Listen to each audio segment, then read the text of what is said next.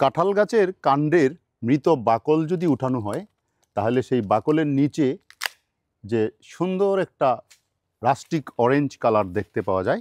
এই rustic orange কালারটা উঠিয়ে যদি চুনের সাথে মেশানো হয় তাহলে সেই রঙটা আরও গাঢ় হয়ে যায়।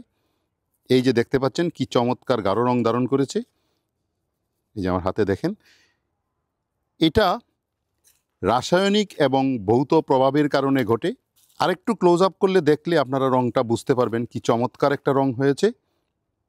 এই যে রাস্টিক অরেঞ্জ কালারটা দেখতে পাচ্ছেন, এখানে একটা রাসায়নিক বিক্রিয়া ঘটেছে। চুনের ক্ষারীয় প্রকৃতি রঙের জৈবরঞ্জকের সঙ্গে বিক্রিয়া করেছে। চুনকণার উপস্থিতিতে আলো শোষণ ও প্রতিফলনের ধরন পরিবর্তিত হয়, যা রঙকে গাঢ় দেখায়। এটাকে বলা হয় অপটিক্যাল প্রভাব। অর্থাৎ এখানে দুইটা ঘটনা ঘটে, একটা হচ্ছে রাসায়নিক বিক্রিয়া আর একটা হচ্ছে অপটিক্যাল প্রভাব।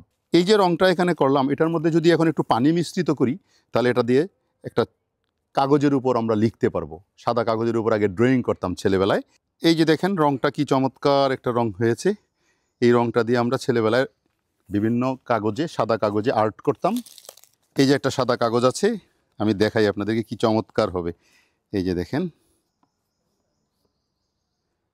দেখেন কি চমৎকার। এখানে লিখে দিয়েছি বৃক্ষরোপণ করুন। আপনারা চাইলে এভাবে আর্ট করতে পারেন।